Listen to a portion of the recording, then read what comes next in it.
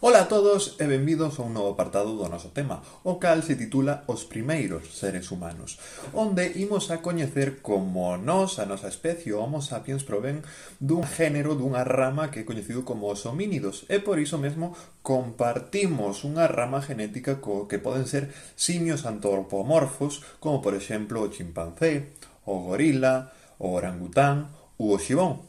E, en general, todas estas especies animais que acabo de citar, así como nós, compartimos un ancestro en común. Agora ben, dende este ancestro en común ata a actualidade, ata nós, os Homo sapiens, pasaron 4 millóns de anos e entre eles foron aparecendo moi diversas especies de homos, de humanos, os cales nos acabarán diferenciando por completo deses simios que mencionei anteriormente. Os cambios evolutivos que acabaron surgindo foron principalmente tres. En primeiro lugar, e moi importante, estes novos simios que acabaron convertíndose en humanos empezaron a adoptar unha posición bípeda, é dicir, que comezaron a camiñar a dúas patas, o cal lles permitiu algo fundamental, que é que puideron liberar as súas mans e empezaron estas a evolucionar ata aparecer o pulgar.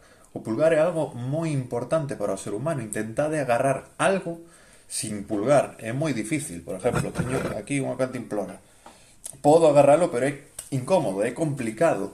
E isto lévanos á segunda parte fundamental tamén que nos permite liberar as mans, que é empezar a manipular objetos e, sobre todo, construílos, o cal xa empeza a denotar unha certa inteligencia básica para o ser humano. O segundo cambio fundamental neste caso é de esquelético especialmente, a nosa composición esquelética, é que a nosa cadera, as nosas pernas e os nosos pés empezan a cambiar para permitirnos ter unha postura máis erguida, máis en vertical e ao mesmo tempo gañar equilibrio. Este equilibrio tamén é moi importante, porque, por exemplo, a día de hoxe, podémonos encontrar con varios animales que se poden poñer a dúas patas, o oso mismo, pero outra cousa é que teña equilibrio. Non somos capaces de aguantar moitísimas horas e desplazarnos miles de kilómetros sobre as nosas pernas, é o noso principal medio de desplazamento, mentres que os resto dos animais son cuadrúpedos e non teñen as mans libres. E, por último, tamén fundamental, empezamos a ter un desarrollo do aumento da capacidade craneal. Un aumento da capacidade craneal o cal tamén está condicionada debido a que ahora estamos erguidos e antes estábamos a catro patas. O estar erguidos permite ter unha maior estabilidade e contener o peso da cabeza do cráneo que vai aumentando. Se estiveramos a catro patas, sería moi difícil sostener ese peso e acabaríamos moi encurvados. Ao mesmo tempo que aumente a capacidade craneal, indica que tamén está aumentando o tamaño do cerebro, o cal se traduce cunha maior capacidade de inteligencia. E entre esa inteligencia imos destacar principalmente o desarrollo dunha linguaxe articulada, con vocais e consoantes que nos permite comunicarnos con moitísima máis claridade e complexidade entre nós e, por tanto, convertirnos nos seres vivos cunha maior capacidade de asociación e de colaboración entre grupos sociais. Finalmente, tamén aparecen toda unha serie de cambios faciais como a aparición do mentón, ou a aparición dunha frente plana ou mesmo a redución das mandíbulas e dos dentes cos cales nos contamos. Unha vez entendemos e coñecemos como foi o cambio anatómico e esquelético que nos levou ata a actualidade, tamén é preciso empezar a reflexionar como vai ser ese proceso de evolución que nos coñecemos como proceso de hominización, a transformación en humano. Ese proceso, esa evolución, en ningún momento vai a ser lineal. É dicir, non é que un antiguo antecesor a nós evoluciona a outro, e ese evoluciona a outro, e a outro, hasta chegar ata nós. É dicir, non é como un Pokémon. Primeira evolución, segunda evolución, terceira evolución, e entre medias non hai nada. Sino que é algo moito máis complexo, e que para simplificalo imos dicir que é unha evolución ramificada, provocando que existan moitas especies do género Homo humanas convivindo ao mesmo tempo, e que entre elas solo se acabe sobrepoñendo unha, xa sexa por mesturas raciais entre eles, pola competencia polos recursos naturais ou simplemente porque tiña unha maior inteligencia e eso permitiu unha maior adaptación ao seu entorno.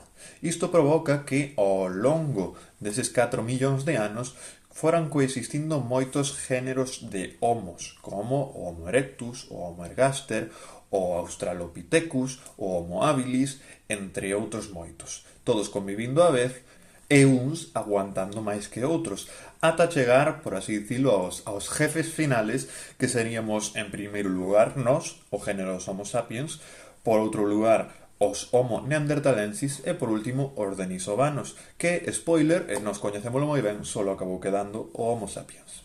Unha vez coñecemos o puzzle do proceso de hominización, é preciso empezar a centrarnos nalgúnas pezas dese puzzle, é dicir, nos géneros, nas especies humanas, as primeiras que apareceron, que nos podemos considerar máis importantes ou que supuxeron un antes e un despois. O primeiro de todos que imos a destacar e que aínda non pertence ao género Homo, é dicir, que incluso estaba máis cerca dos simios, vai a ser o Australopithecus, que apareceu fai 4 millóns de anos.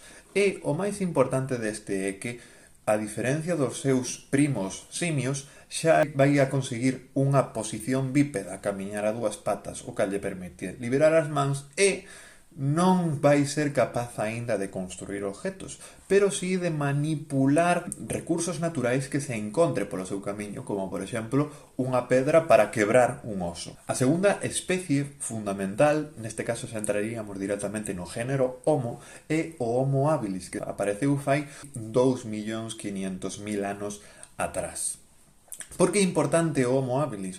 Porque xa a diferencia do Australopithecus, a súa mesma palabra habilis é o que nos indica que vai ser máis hábil que o anterior e ser capaz de construir, fabricar por primeira vez objetos, aínda que moi rudimentarios todos eles.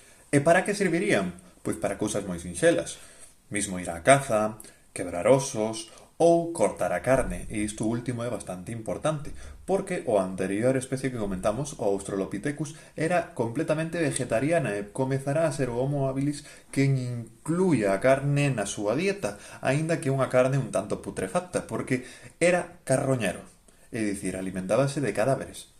De seguido, podemos encontrarnos con outras especies humanas, como poden ser o Homo ergaster, o Homo erectus ou o Homo antecessor, que será das últimas especies antes de transitar ata nós, é dicir, o Homo sapiens. En xeral, todas estas especies conviviron entre eles durante miles de anos e destacaron especialmente por desenvolver esa tecnología que viñamos comentando antes, unha tecnología de pedra, fixeron a máis complexa e ao mesmo tempo lograron unha maior organización social, sobre todo para a actividade da caza, sendo capaces de cazar animais moito máis grandes e fortes que eles. E todo isto lévanos hasta o culmen final, que vai ser a parella do Homo sapiens, nós, co Homo neanderthalensis, é dicir, o neandertal. Estas dúas especies van a destacar por poseer unha inteligencia máis desarrollada que os anteriores. Como sabemos isto? Pois polos restos que conservamos que nos fan intuir que tiñan toda unha serie de actividades moito máis refinadas. Por exemplo, sabemos que eran dúas especies que empezaron a vestirse, empezaron a crear indumentaria. Por outro lado, tiñan rituais funerarios, incluso rituais religiosos. De igual maneira, podían incluso a elaborar música ou chegar a pintar, facían arte, a pintura rupestre. E, por último, desenvolvéronse tecnolóxicamente moito máis que os anteriores, tanto coa pedra, onde empezaron a construir coitelos, machados, entre outros, así como cos osos, creando anfois para poder pescar, lanzadores, entre moitas outras cousas que veremos nun futuro. Entonces, o único que temos que saber aquí é que desa parella, o Homo neandertal acabará desaparecendo por causas X e quedará solo un, o Homo sapiens, o cal, ao longo dos miles de anos, se acabará espallando polo resto do mundo. Ten unha orixe africana, pero rapidamente pasará a Europa, a Asia e máis tarde cruzando océanos congelados hacia Oceanía e sobre todo hacia América. Entón, ata aquí o vídeo de hoxe e vémonos no próximo. Chao, chao!